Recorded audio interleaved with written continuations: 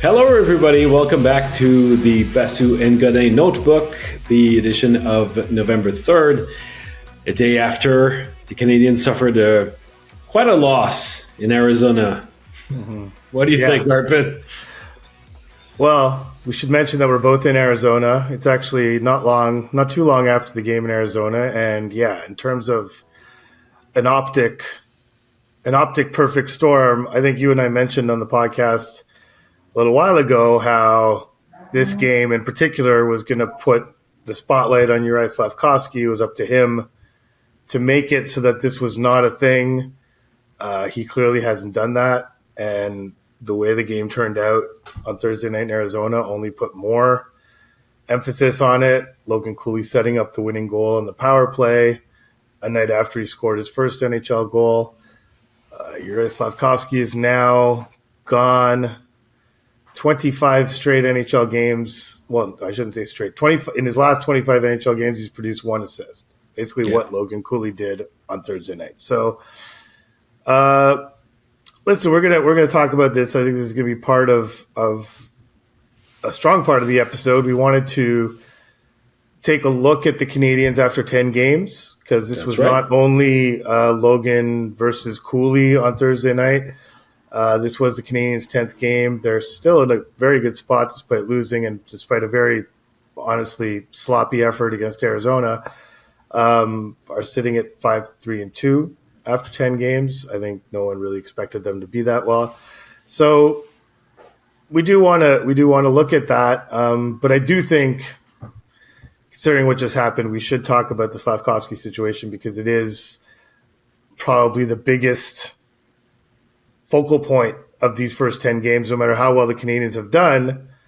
What's going on with Uri Slafkovsky is obviously top of mind for most fans. So we were privy to quite a performance prior to the game from André Tourigny, who... My goodness.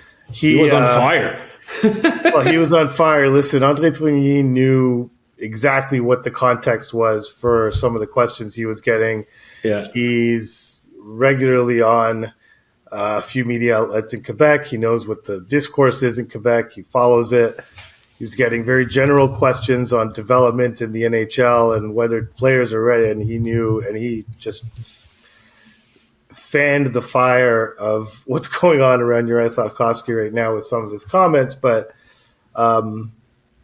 really, I think he was sincere in a lot of what he said. And I don't know if everything he said really applies to Uri Slafkovsky.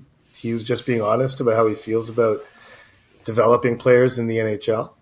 But you can't deny that the way Uri Slafkovsky played on Thursday night, on Monday night, on this road trip in general, has not been very encouraging. No, and it's funny because you mentioned André Tourigny, who obviously was fully aware of that whole debate between the two youngsters, and it's a debate that's a bit fallacious to a certain extent because let's not forget that even though the Canadiens considered Logan Cooley for the first pick overall, the main debate back then was between Slafkovsky and Shane Wright. And now to replace Wright with Cooley because it's convenient, because it serves the debate. Where have we seen this before? Yeah, exactly. This seems oddly familiar. Yeah. My goodness, yeah.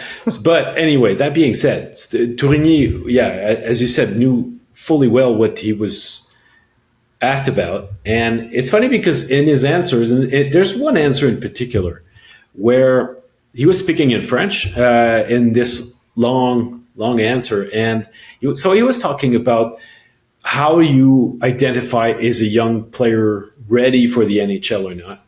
Uh-huh. And he would go from he used the word you as if you try to do too much, you being like a young player in general. Mm-hmm. And then at some point he would switch to he without ever mentioning the name Slafkovsky. But Slafkovsky was so top of mind to everybody, and everybody knew the context, that when he switched from you to he, that he was clearly Slafkovsky. And right. It was very interesting to hear. So, yeah, it put I guess it put a bit of gasoline on the fire, but I think that I had a chance to chat with the GM of the Arizona Coyotes, Bill Armstrong, before the game, and he said, I'm sure that there's going to be a bit of rivalry between those two guys tonight. And so it's as much as players will say, oh, it's not important for me, it's a team game and blah, blah, blah. Those guys are competitive, and they know every occasion they have to measure themselves and prove their point, prove the fact that they're superior to the other, they'll take it. So it must sting to no end for Slafkovsky, not only that the team lost, not only that Cooley ended up having a better game than him, but we spoke about that line the whole week, the Slafkovsky, Newhook, and Anderson line, and they were pinned in their own end the whole second period and for most of the game, and they really symbolized the domination of the Coyotes in terms of puck possession. I mean, the Coyotes are a force since the beginning of the season when it comes to ozone time, and they surely proved it to the Canadiens. But Slafkovsky, among others, proved to be completely helpless in trying to defend that and trying to oppose any sort of offense against that, and it didn't look good. No, and I think that's what I think would be worth pointing out is that it didn't look good, but it's not.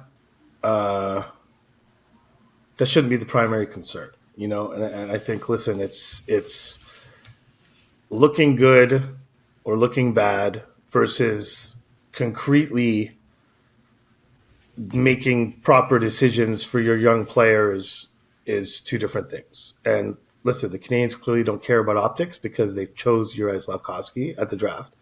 Optically was not good. In the Bell Center, among most of their fans clamoring for them to pick Shane Wright. But I think I would say a larger percentage of fans who would be into Logan Cooley than would have been into Brady Tkachuk in the Kotkaniemi draft, who later on all claimed that they always wanted Brady Tkachuk, even though he put up really pedestrian numbers in his year in college and wasn't actually that big of a thing back then. But I think for Cooley, I think there were a decent amount of fans who actually did want him. And frankly, like when we went through the exercise of looking at Slafkovsky, Wright, and Cooley, there was a lot to love about Logan Cooley heading into the draft. Yeah. Super dynamic. And I honestly think the Canadiens' debate was probably between Cooley and Slafkovsky, way more so than it was about Shane Wright. So, But concretely, I think there's a lot of questions that the Canadiens need to ask right now because, listen, it's been, as I mentioned, 25 games, 1 assist.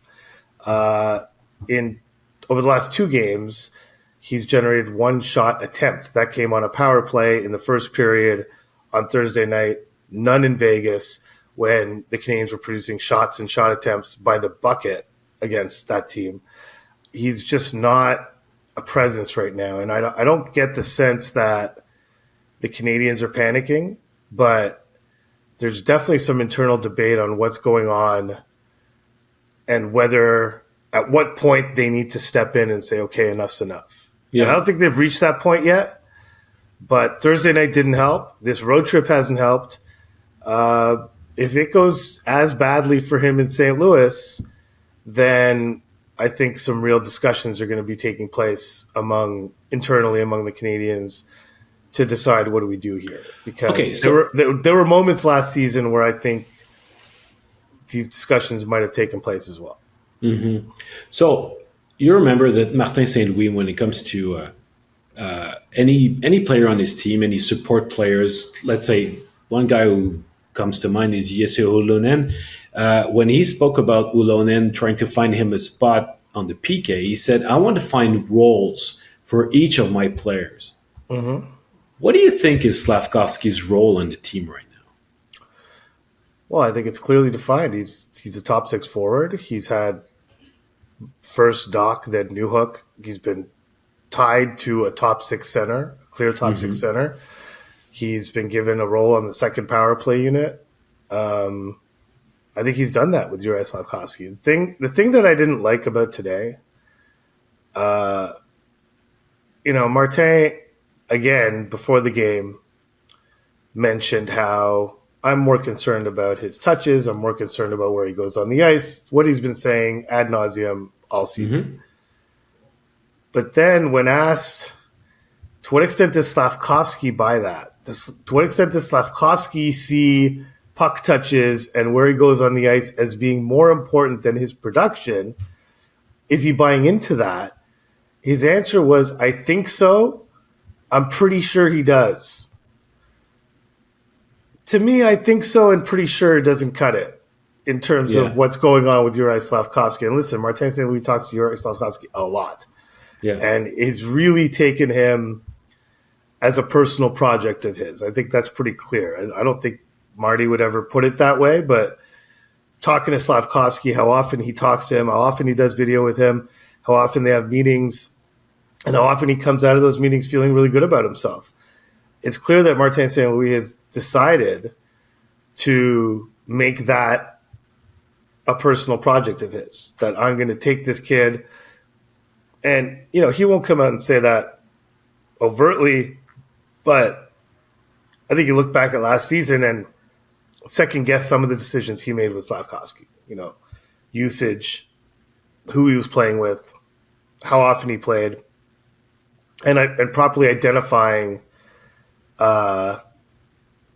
moments where he might have shown that he had earned more, and this season he's trying to compensate to some extent and say, listen, I'm going to give you all the opportunity you can handle. He's been getting top 6 minutes. Yeah. He is sixth amongst Canadians forwards in average time on ice, second power play unit. These are all things he didn't have last year. And so, but objectively, because I think it's difficult for a coach when you're so invested in a player's improvement and you're so personally invested in that improvement in terms of you being the direct cause of that improvement, it might be difficult for you to realize that it's not going well.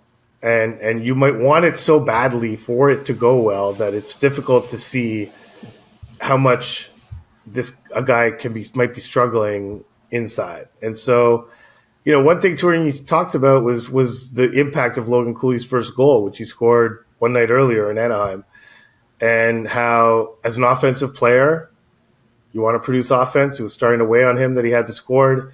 He needed to feel that, and it lifted a weight off his shoulders. Well, Juraj Slafkovsky his confidence is low. Hasn't scored in a long time in the NHL. Yeah. So not just this season, going back to last season, as I mentioned, those 25 games or 15 games at the end of last season, 10 at the beginning of this season. So it's definitely something the Canadians are aware they need to manage. He is I wrote this in my piece tonight, but when the Canadians drafted him, I don't want to say the big reasons. One of the reasons that they felt drafting him was a good idea was that his personality lent itself to being someone who could handle the pressure in Montreal. What they might not have realized is that his personality also lends itself to putting massive amounts of pressure on himself, regardless of what's going on the outside. Because I agree. I don't think the external pressure bothers him too much. The internal pressure gets to him. And right now you can see it. After practice on Wednesday at Mullet Arena, greatest arena name in the NHL, but at Mullet Arena, him walking off the ice after practice, I watched him intently during that practice. And there were numerous times where a pass didn't work or a puck battle was lost or just a little thing that happened that didn't go his way, and you could just see the frustration. He would look up to the sky or he would slump his shoulders, and he stormed off the ice right past all of us with a snap stick, by the way. And we weren't on the ice to see how that stick snapped, but the stick was snapped. And, I remember I was talking to Rafa. But they didn't come back after, though? He finished he was There were two guys. He went on the back. ice. He went back to He went back and worked with Adam Nicholas. Well, though that might have been after that, but anyhow, he did to do some extra work. But I was talking to Raphael Harvey-Pinard about confidence. I wrote a story about it on Wednesday, and he mentioned how important practice is to building that confidence. Like actually making those plays in practice can convert to a game situation and how confident you feel. And so that's why I was watching Slafkovsky throughout that practice. And man, there were not many confidence building moments in that practice. There weren't many in the game on Monday in Vegas. There weren't many on the game on Thursday in Arizona. There weren't many in the game on Saturday against Winnipeg. And so it's still a pretty small sample of him having poor games, but we're at 3 in a row now, if not 4, you could argue. I think it's 4. Yeah. It's heading in the wrong direction after such a strong start to the season with Kirby Dach on by his side.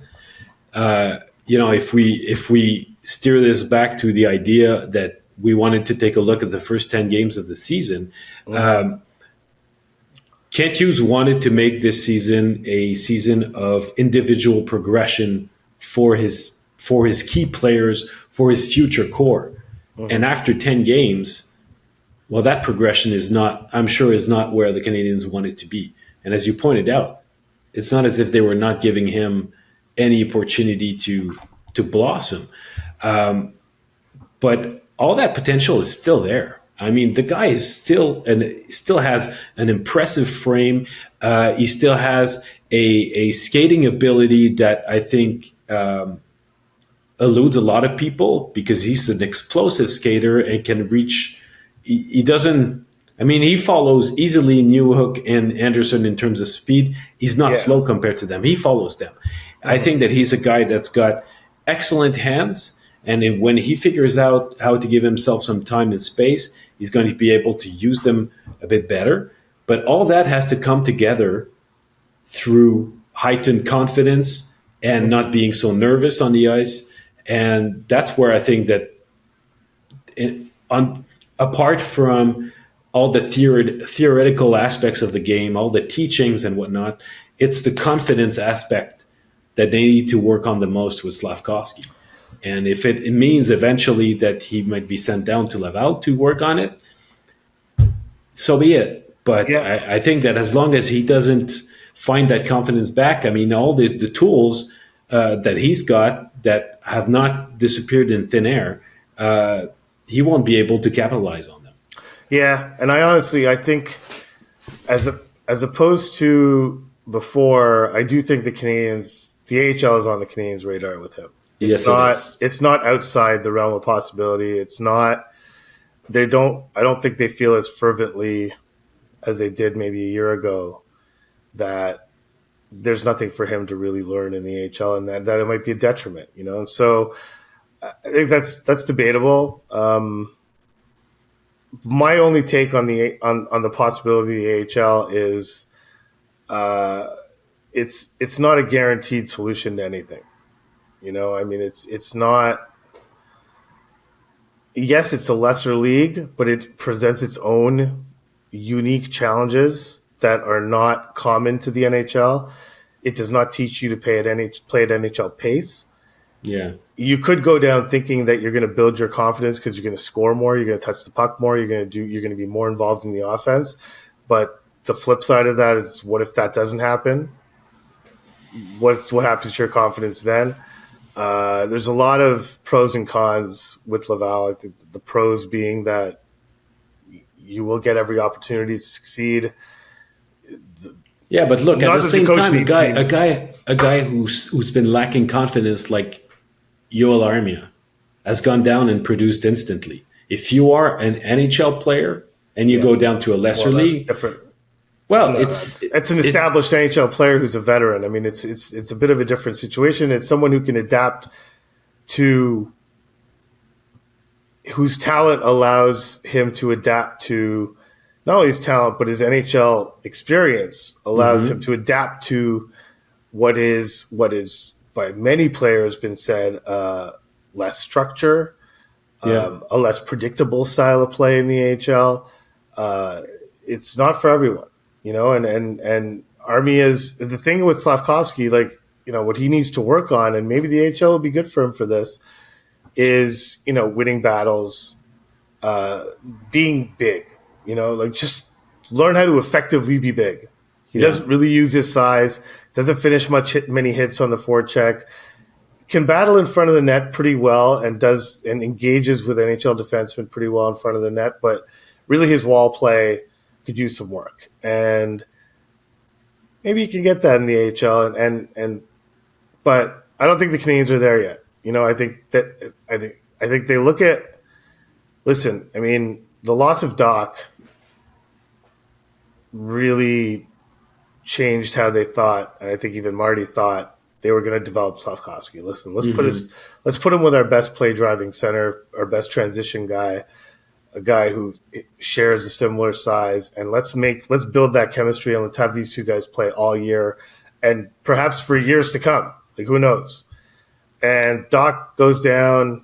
Newhook comes in, not this, a good player to his own right, but not Doc, and it hasn't worked. And so I think before they take the AHL option, I think maybe they're just going to try some different things, because the Slafkovsky-Newhook, especially the Slafkovsky-Newhook-Anderson combination hasn't worked, but specifically the Slafkovsky-Newhook combination duo hasn't really worked. So let's see what else they could do. Well, maybe that there's going to be an option. There's going to be a new option at center, possibly as soon as Saturday, as Christian Dvorak comes back. We saw in the third period, following the loss of Raphaël Harvey-Pinard, that on the first shift in the third period, Martin St. Louis decided to move Alex Newhook to the right of Suzuki and Caufield. It could be an interesting move, because it's every day it's more and more clear that Sean Monahan is so effective with the two line mates that he's got, or I should say, the two line mates that he's got are so effective with Monahan that that basically he's going to keep Gallagher. He should keep Gallagher and Pearson, with Monahan.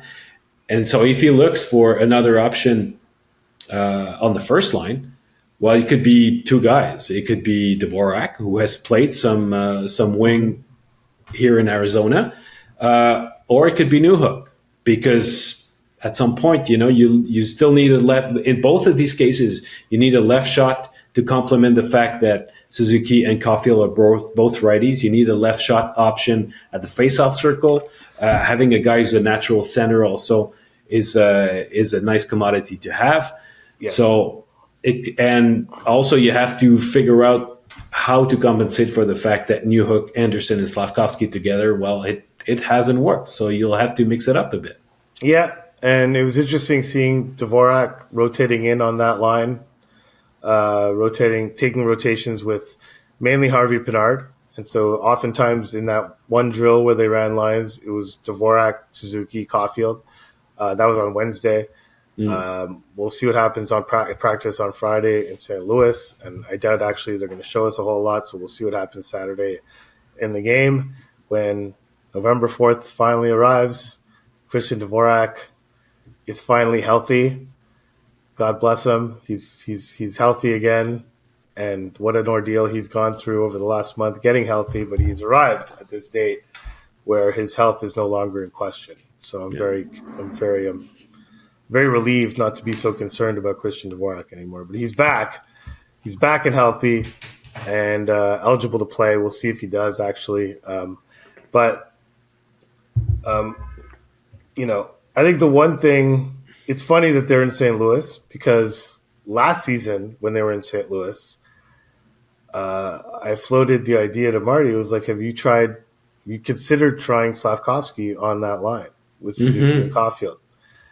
He's like, yeah, maybe. But, he was in a space last season where he was very focused on not giving Slafkovsky too much too soon. And I think in retrospect, he looks back at that stance and says, yes, that's a good thing. They did have a plan with him and he wanted to follow that plan. But it would be worth considering under the current circumstances before making sort of the somewhat drastic decision of sending him to the AHL. Might be worth considering let's see if he works with those two guys before doing that. He hasn't earned it. That's the problem. No. But I think there's, Nick Suzuki described the Canadiens' play on Thursday as being a scramble fest, which I thought was quite appropriate. And I think there's been a lot of scramble fest around Slafkovsky so far. I mean, the Newhook, Anderson, Slafkovsky line has been the topic of discussion all week, how it's just not working, to the extent where even Marty was saying that it's not working and that he did extra video with them before practice on Wednesday. So I don't know. It's a tough one to be like, yeah, let's put this young guy with them, but let's see what happens over the course of the next couple of days. Okay, so now sorry, I said 10-game mark. We gotta. Yeah, we're getting sidetracked. Yeah, that's right. So Canadians are 5-3-2, which is a rather good record after 10 games. I think that anybody who wants to see this they're team on pace win, for 50 wins. They'll take it. That's certainly a positive. But that bears the question. Among the things that made this record possible after 10 games, what do you think are the sustainable items and what is unsustainable? Well, I don't know. Should I start with the negative? But the goaltending is not sustainable because the goaltending has been otherworldly. They basically have the best goaltending in the league. Jake Allen, at the end of the day, gave up 2 goals because I don't count penalty shot goals as being a goal against the goalie. Yeah. So it's not, the goaltending is masking all sorts of things, chances allowed and just various other things. So that's going to slip at some point just because it's at such an insanely high level that it just can't be maintained. Even if they go down to I think the Canadiens' bar for their goaltending is to be league average. That would be a win. Well, they have a lot of room to go down to get to league average. So that's one thing I think that's not sustainable. I think that's one thing that once that does level out, some of the other warts in the Canadiens game is going to, and plus when they start seeing some more difficult opponents, when they start getting more road games, all those things are going to kind of make the record a little bit more, maybe not completely in line with what some people viewed, but more in line with where the Canadiens are as a team realistically. Yeah, there's no doubt that if Jake Allen especially, even more than the other two, but if Jake Allen's not there, situation might be a lot different. The Canadiens have been praised for their 5-on-5 play since the beginning of the season.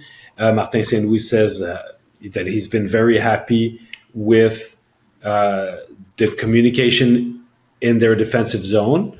Mm-hmm. And it's just a matter of handling better the transition from going from offense to defense and handling the rush. But in the defensive zone, generally they've been quite good. Obviously, the game against the Coyotes is not representative of that at all. But still, the number of chances that they've given, the amount of ozone time that they've given to the other team, and a lack of their own ozone time shows that if the Canadiens still have a positive record and a positive goal differential at 5-on-5, it's a lot because of Jake Allen's work. It's not sustainable. I agree, because he's never played like that before. But on the other hand, he's never played once a week like he is now. I wonder if somewhere the type of usage that he gets right now and just being fed just the right amount of games because the Canadiens are having this, this three goalie thing going. Mm-hmm. Maybe that he just plays the right amount so that he can sustain the highest level he can. Maybe not like the way he plays so far since the beginning of the season, but maybe, with the proper ice time they would find that, I don't know if I used that expression for something else in the previous episode, but that Goldilocks zone, and that would be just right for Jake Allen to be, top performance. Yeah. So you actually used it for the goaltending. Was it? Oh my God! I repeat myself. Okay. That's all right. That's all right. Yeah. We talk about hockey too much, and then we end up repeating some stuff. Sorry, everybody. That's all right. So, in terms of sustainable things, it's pretty remarkable the extent to which Sean Monahan is just a vital piece. I mean, honestly, on Thursday, he was not only the best player on the ice for the Canadiens, was like by far the best player on the ice. And he is never the worst player on the ice. I remember earlier this season, I don't remember after which game that was. It might have been the Toronto game. First game of the season. Or maybe after that. But I sat down with him after practice, and because I was doing a story on kind of the redemption line, all three of them. So I spoke to all three of them that day. Sean Monahan sitting there waiting for me because I had asked to speak to him. It's what he hates doing after practice. This guy is the quickest off the ice after practice, off the ice, into the shower, into his street clothes, and gone. No one is quicker than Sean Monahan. So he very reluctantly and pretty annoyingly was sitting there waiting for me. I was like, "Are you waiting for me?" He's like, "Apparently." So sit down, and I asked him about the previous games. Like, man, I was really not good the last game. I was really not good. I really didn't like how I played. I thought I played awful, and just went into this whole thing. And since then, even though the game that he played, I didn't think he was that awful, but he did. Since then, there's no game that he's played that he could possibly think that. None. Not a one. Especially Thursday. It was super dangerous. Aside from his goal, consistently winning pucks back, making smart decisions, pressuring at the right time, forechecking at the right time, maintaining possession, doing all the things. So the one question with Monahan's sustainability is obviously his health. And I think it's worth mentioning. I asked him during that conversation, I was like, did your hips ever cause an issue last year? Like, you never know. They announced one thing. Yes, it's a groin or whatever. They didn't even announce that. But broken foot leading to a groin issue because of compensating. Were the hips ever? And he was like, absolutely not. The hips feel great. They've never felt better. The hips are not an issue. So in that sense, if you separate the hip issues that kind of totally derailed him in Calgary and just add in the random injury of blocking a shot with your foot, his decision to play through it, the resulting groin tear that came from that, which was just an injury management situation that, yes, I think Sean Monahan has to own to some extent, but the Canadiens also have to own, which they have. They've made massive changes to their medical and training department as a result. So, this notion that he's injury prone, yes, he had 2 chronic hip issues that he had to have surgery for, which is very difficult to come back from, but his hockey brain, his hockey hands, and even his hockey feet are still there, and his line is not only driving the bus, but is just determining, like as you alluded to, Christian Dvorak's return. We all assumed that when he came back, that's where he was going to play, where Sean Monahan is currently playing. Yeah. And the Canadiens cannot afford to play him there. They just can't. No, because they might lose Brendan Gallagher in that way. Not only that, they would lose their best line.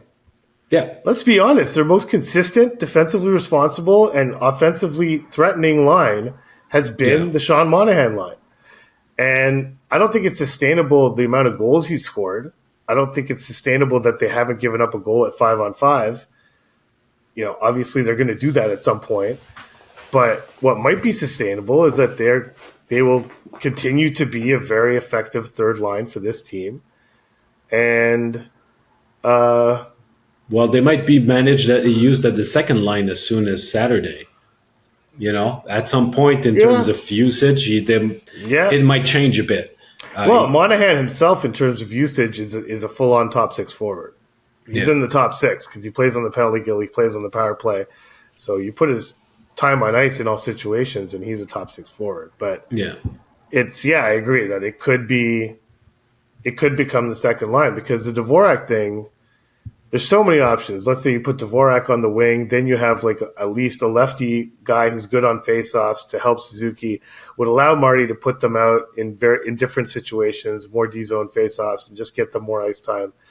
If he decides to put Newhook on the wing and put Dvorak at center with Slafkovsky and Anderson, then absolutely, undoubtedly, they become the third line of the team based on how they've been playing, based on Christian Dvorak being their center, with all due respect to Christian Dvorak, they become the de facto third line of the team. And maybe that's not even maybe, that would 100% be warranted based on how those two wingers have played over the last little while. So yeah.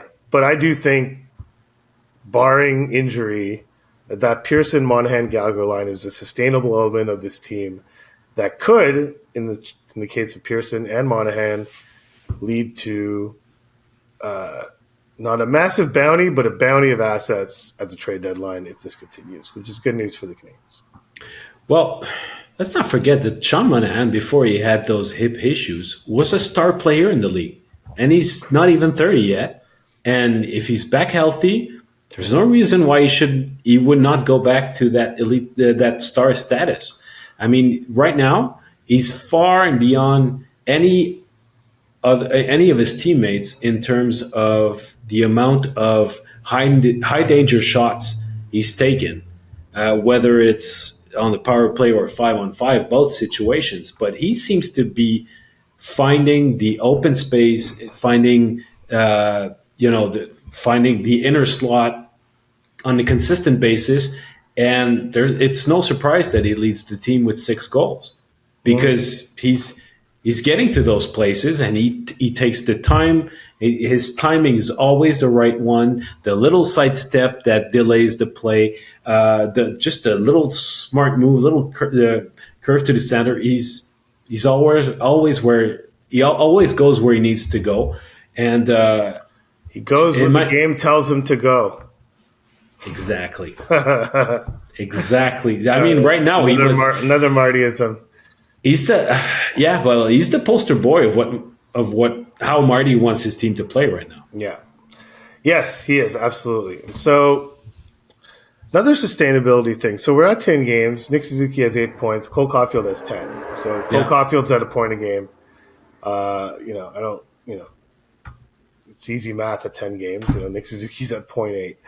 But they're getting on the score sheet more or less regularly. I think. Well, overtime has helped them a bit in that department. Yeah, well, that's it. And so, what I think the Canadiens need to hope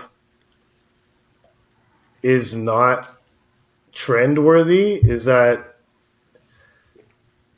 it would be nice to see those two guys bring more at 5-on-5, and just more production. And that's an overall issue for this team, is how few goals they produce. And it's the 5-on-5 numbers are great at even strength, but from that line in particular, but even generally the team, the other night they dominate Vegas. Need to manufacture a 5-on-5 goal relatively late to get that to overtime and get a point out of it. A lot of their moments of dominance don't necessarily result in goals, so I think that's something that's going to bite them sooner or later, probably sooner, once the goaltending kind of settles into a realistic place. The chances they're allowing start resulting in more goals, and if they keep scoring at the current pace, then I think the record's going to fix itself, and they'll find themselves more closer to where a lot of people expect them to be. So, look, right now, when it comes to 5-on-5 play, they scored 17 goals and allowed 8. But when it comes to expected goals, their expected goals ratio is at 48%. Yeah. So something doesn't add up. So, Yeah, absolutely. It's the numbers suggest a market correction there, and even watching them play suggests a market correction there. So, I think that's going to normalize a bit their record. And the one thing I gotta say, Marty strikes me as a bright guy. It's not that he strikes me as a bright guy; he is a bright guy. He devours hockey. He's obsessed with it. He spends his off season thinking about it. He spends his off season coaching it with his kids and going to tournaments, and all he cares about is hockey. And I don't expect Marty to be 100% honest when dealing with the media, but I think to some extent, I think now we have 2 starts to the season with him, both of which suggested that the surprisingly strong record that they got out to was going to crash down to earth at some point. And both times, he's kind of refused to see it that way. He doesn't like thinking that the record is somewhat goosed, for lack of a better term. But it's kind of, it's coming on the back of some trends that are not sustainable. Last season, I think it was shooting percentage. There were a few things that just screamed out that it's gonna correct itself. This season, it's the schedule to a great extent. Tonight they had a favorable schedule situation. They've been in Tempe for 2 days. Well, not 2 days. No, they came. Yeah, they came Tuesday. Arizona was in Anaheim on Wednesday playing.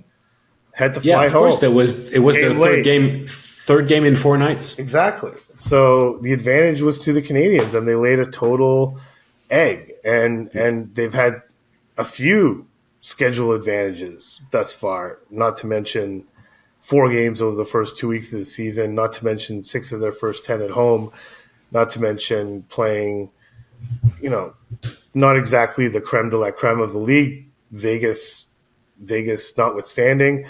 And so, I think there's a lot of reason to believe that the next 10 games might not go as well as the first 10 did. Well, I agree with you, but if I put myself in Martin St. Louis' shoes, how often I said that he chooses more often than not to look at the glass half full. He could say, well, okay, so we've had that nice record without us even playing our best hockey, because we've got some deficiencies, we've got some areas that we need to work on. And who am I as the head coach to say that we won't be able to make those improvements? And if we make them, we're going to be even that record that we've got, we'll be able to own it even more than we are now. Because I think he'll be the first to admit that the goalies save their asset on some occasions. But I think that it's not as if everybody was playing over their heads. That's my point. Mm-hmm. That's true. Suzuki and Caufield can be better. You got other guys. At some point, Anderson's going to come out of his funk. And we've gone over Slafkovsky. That's it. There are many guys that you look at them individually, or even you could look at some guys on defense. There's room for improvement. So if enough of those guys start driving the bus too, and it's not only relying on the defense, on the goalie's performances and on the Monahan line, well, maybe that you'll just find new heroes. And that's the hope that the coaches has. It's that, new heroes will emerge. And last year, it went well until Monahan got hurt and until there was a rash of injuries that started. Yeah, Gallagher got hurt after, and it was one after the other. Yeah. And the other thing that we can't discount, even though you had a very difficult game on Monday night, but Mike Matheson from the start of the season is a big difference. It's been kind of up and down for him. I think he's had good nights. He's had excellent nights. He's had bad nights. He's had awful nights like he did Monday. Pretty much the only guy on the team other than the New Hook line who came out of that looking rough, and so, but having him changes the dynamic of this team. And, if I had to gauge, just to kind of wrap up this first 10 games and whether it's sustainable or not, no, I don't think they're going to win 50 games this year. I don't think they're going to collect, 12 out of 20 points and go at a 600 points percentage all year. But I feel relatively I felt confident saying this at the beginning of the season, that if they remain healthy, relatively healthy, they're not going to draft in the top 5 again unless they win the lottery. That's for sure. And so I think this has demonstrated that they're not going to draft in the top 5. They are going to not be a playoff team, and they are going to probably wind up settling somewhere in the second third of the league. Maybe it's the bottom of that second third, but they're going to be in the mushy middle. That's exactly where fans don't want this team to be this year. No, exactly. But I do think that management has some desire to make progress. And while that might not be progress in terms of asset acquisition, I do think they've kind of shifted into a different mode where winning more games, picking 12th as opposed to 4th, is not the end of the world in their eyes. But, that being said, to kind of just circle back, you need your high first-round picks to pan out. So they really have to do everything in their power to make sure that whatever Slafkovsky is going through right now, and maybe in his mind it's not that much, but I even Marty admitted Thursday morning that he talks to him a lot because it can be heavy. And you talk to any player on the Canadiens, the one thing Slafkovsky is known for is how hard he can be on himself. And when he's in a stretch like he is right now, with all the noise around him, which maybe he's hearing, maybe he's not, maybe he's tuning it out, but I can assure you that the noise inside his own head is considerably louder than the noise on Twitter or Instagram or any other social media. So let's see how the Canadiens proceed here. Okay, but there's one first-round pick who's really panning out right now, and it's Caden Guhle. Yes. Caden Guhle, which I think is eminent. I think it's eminently sustainable. Yeah, for sure. Yeah, for sure. Of all the guys, and it might not say much, but there were so many rookies on that team last year. Among all of them, he's the one who's taken the biggest step forward since the beginning of the season. And there's going to be, as time goes on, an even bigger separation between him and the others, because this guy is destined to be a stud. Yeah, and what I would say is that the most encouraging aspect is not some of the offense we've seen from him. It's not the big minutes. It's the mean streak that we're starting to see. Like, we're starting to see the real natural being himself, Caden Guhle.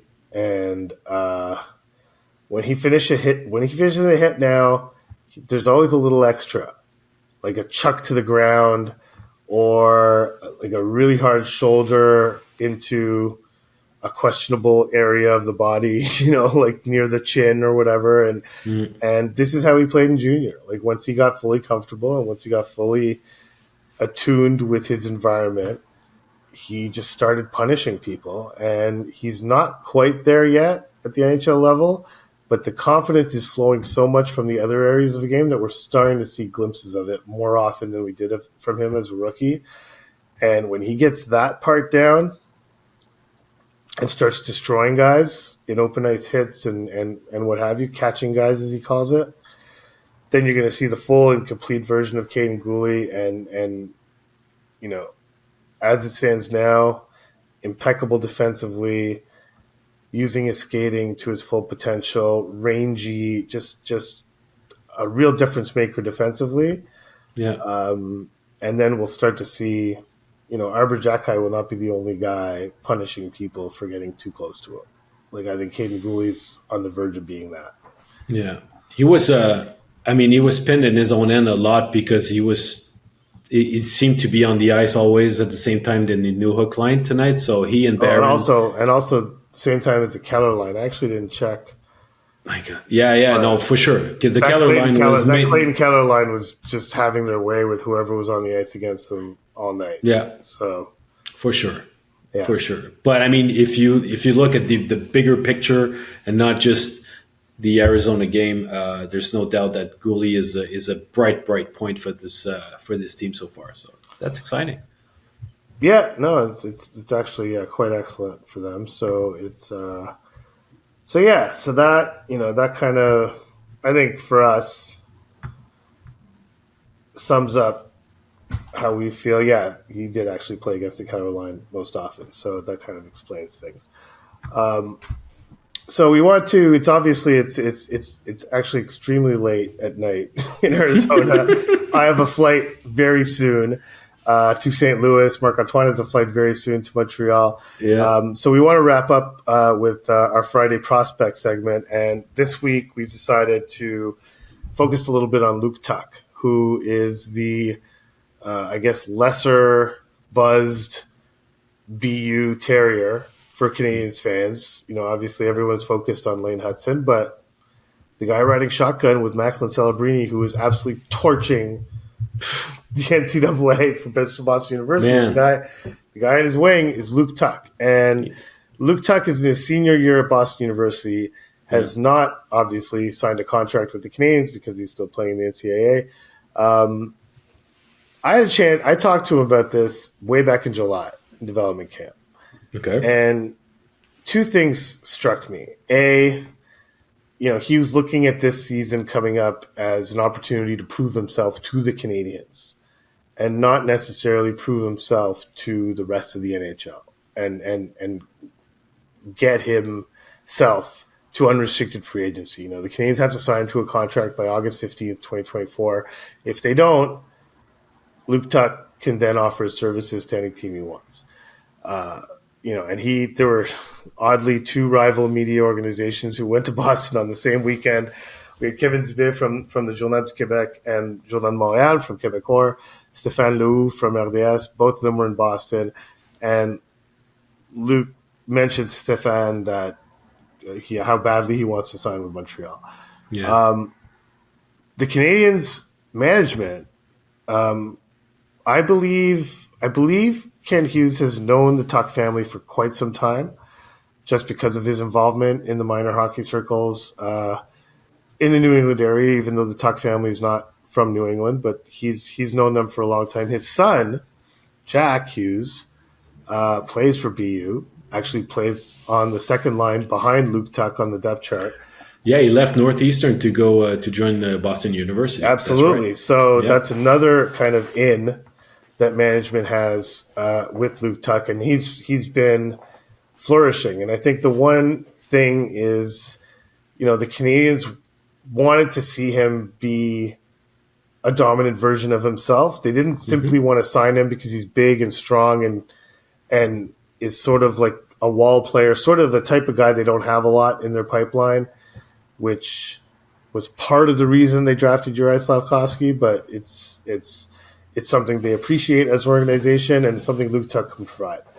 And, I talked to him about that at development camp in July, and at one point they were doing a drill, and Adam Nicholas kind of yelled out to the players, like, I don't want you turning your back to your opponent. I don't want you just possessing the puck on the boards. And what he was trying to say is that let the puck do some work.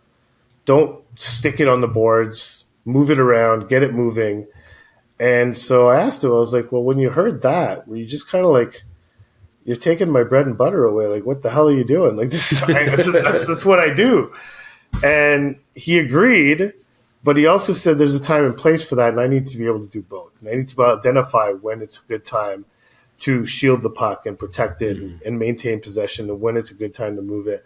So he's a very interesting case, and I think it's something the Canadians are on top of. I do believe they intend to speak to his camp at some point, but Luke Tuch, I think, still has some proof to show that he's a player that the Canadians cannot go without. Yeah.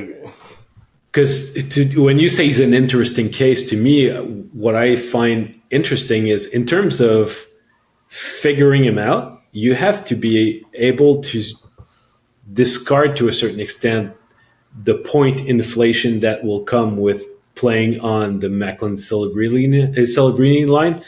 Also, the fact that the kid is now 21 years old and he's a senior player, and he was a bigger body to start with, but now he's a senior guy. So, of course, he's in an ideal environment right now to pan out, to shine. So, is it just an encouraging step forward and the fact that the guy has figured it out? Or is it just like the natural advantage of being 21 and playing with the top rookie in the league that really serves them well? So I think that trying to figure out where the truth lies is going to be the challenge for the Montreal Canadiens over the course of this season, because he's got to convince them that it's really that progression is all about him. It's him owning his tools, figuring out what type of player he is for real, maybe not having those ambitions of becoming a high-end offensive player, but using his body to be like a physical presence, maybe be a sort of 200-foot guy that could help in the bottom six eventually. I'm not sure if they see him as a guy who could play top two lines, but if he can be a support player, that'll be fine. It would be great. So, and there's only 50 contracts that a team can have at the same time. So, and they have a lot of draft picks. Exactly. A lot of draft picks, a lot of kids that are in junior or in Europe that have not signed yet, and they will have to make decisions on those guys too. And they're gradually locking up their core. It's not as though they have a long list of older players that are about to become UFAs and free a lot of those spots. So you have to choose wisely. And Luke Tuch seems to be a guy that's really on the fence, and it's not sure in which direction it's going to go. So that's why I find that very early on, and people will say, well, how come you're not talking about Lane Hutson? He's more fun to talk about. Yeah, we'll have plenty of – Lane will provide us with ample opportunities to talk about him this season.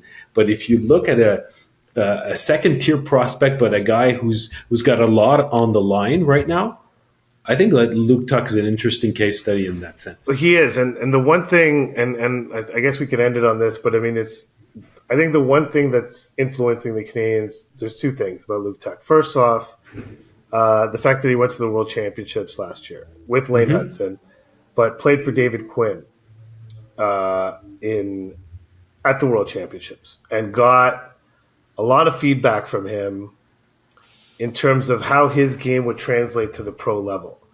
And playing with men at that level, not necessarily all NHLers, but all professionals, all men, really provided him with like a path in his head to an NHL job. Saying, okay, I'm able to do this against this group of players. Yes, it's on European ice. Yes, it's a bit of a different game, but I'm still holding my own. And the coaching staff is happy with how I'm playing against these players, sort of clicked in his mind. So that's one thing on his side. From the Canadian side, Luke Tuch has a lot in common with Jayden Struble. They don't play in the same position.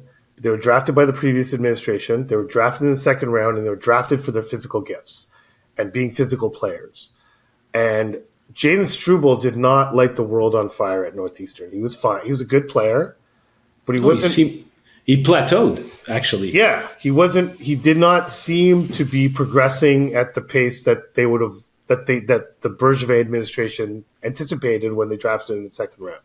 Yeah, Luke Tuch, has been very similar in that sense. Yes, his production has ticked up, but I think with all the factors that you mentioned, that mitigates somewhat what he's doing this season. However, so I think the Canadiens had some questions about Struble.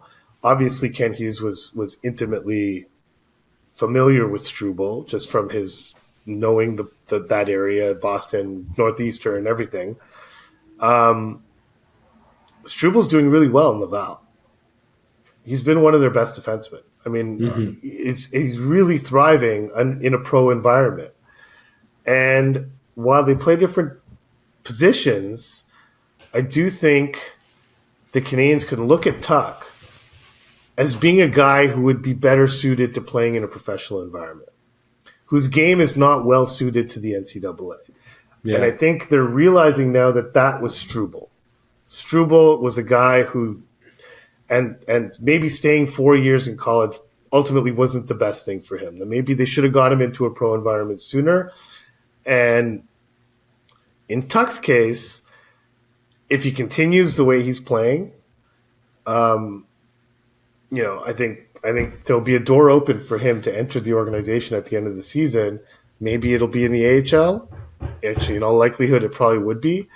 But he strikes me as a guy who is potentially that, in the sense that his game is better suited to the pro game than it is to the NCAA game.